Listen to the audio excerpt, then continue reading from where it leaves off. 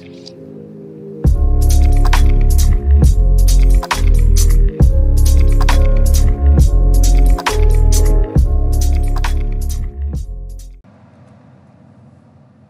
naman ang pyesa natin ngayon. Ang kalaban natin ay from Indonesia. So siya yung white, siya ang first move. So ang first move niya is the typical pawn king move, yung tinatawag nating E4 opening. So tayo naman, gamit pa rin tayo ng typical opening natin, yung pawn king opening natin. So since black tayo, our opening is E5. Then umatake ang kanyang pawn, tinutukan yung pawn natin. So kainin natin yan. Okay, walang support, pero alam natin may ibang purpose yung mga move na yan. Okay, so ang next move niya, knight to F3. So tayo, bishop naman papuntang C5. Then tinutukan niya ng pawn. So wala tayong magagawa dyan kundi umatras yung bishop natin. Pero syempre ang purpose niya dyan, natutukan yung bishop natin at the same time, ayan. So yung bishop niya pwede nang i-capture yung pawn natin dito sa F4. Walang suporta yan, kaya madali niyang makapture yan. So pwede ko namang isupport yung bishop ko papuntang dito sa D6, pero mag-aabante lang ng pawn yan eh. So makaka-advance pa siya ng position. Kaya ang gawin na lang natin, i-atras ko lang yung bishop papuntang D6. And ang move niya, yan, ika-capture niya na talaga yung pawn doon na libreng-libre. Then, ang move natin is abante lang yung pawn papuntang D6. Yan, para ma-open na yung bishop natin. At pwede nating itutok yan mamaya dito sa knight niya. Katapat yung queen, hindi niya maaalis yan. Okay? So, siya muna ang mag-move. Ang move niya is bishop.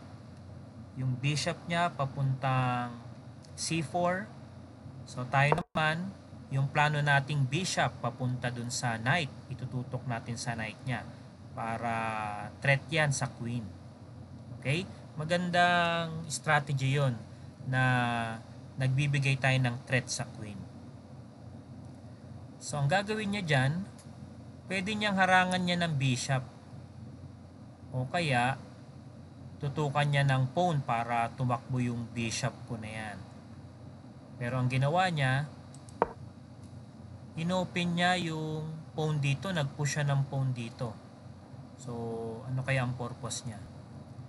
Possibly para makamove yung queen palabas dito sa side na to, dahil yung bishop nakatutok na sa pawn malapit sa king. So, posible yun ang purpose niya. So since hindi niya sinuportahan, hindi niya tinakpan yung threat sa king niya, so ang move natin is yan, abante na natin yung knight para magbigay tayo ng threat dito sa pawn niya sa E4. Yan, para makain natin yan kapag hindi niya sinuportahan. So ang naging move niya, nagbigay siya ng threat naman dun sa knight na yon. Pwede kasing i-move niya yung knight niya na to dito sa B1 papuntang D2. Pwede rin yung movement na yan para suporta na sa pawn, suporta pa sa isa pa niyang knight. Pero ang ginawa niya, nag-abante ng pawn para magbigay ng threat sa ating knight at dito na rin sa ating isa pang pawn. Okay?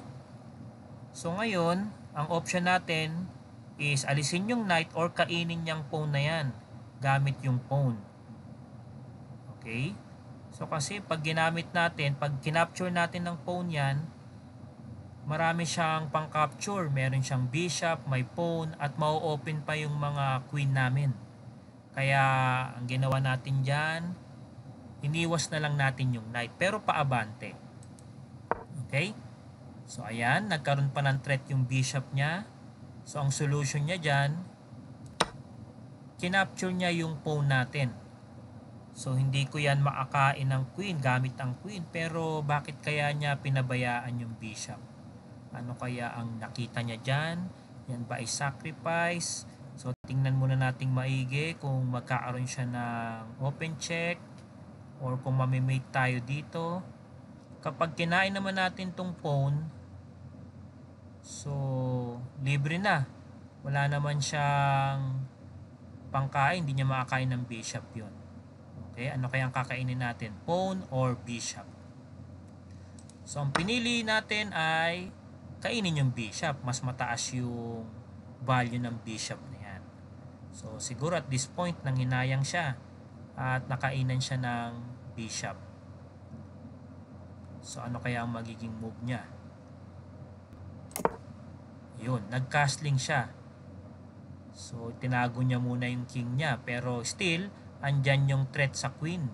Nakatutok pa rin yung bishop natin. So, napakalakas ng bishop na to. Nakatutok sa papunta sa queen. Hindi niya maalis yung knight niya. Okay? So, tayo castling din para itago na rin natin yung king natin. Siya naman, so, tinutok niya na yung queen. So, anong purpose ng queen? Meron ng support yung pawn na to. Wala naman siya makakain na bishop pag tinignan natin. Okay? So, tayo naman,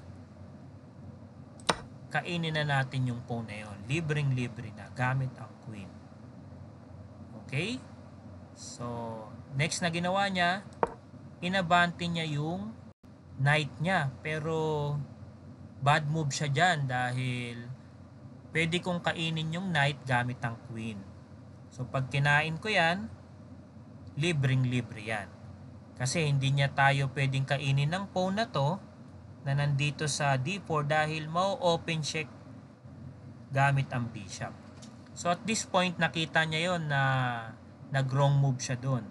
Kaya ang nangyari ay nag-resign yung ating opponent from Indonesia. Kung makikita nyo yung logo, merong flag. So, ito yung symbol na tapos na yung game dahil nag-resign yung ating opponent.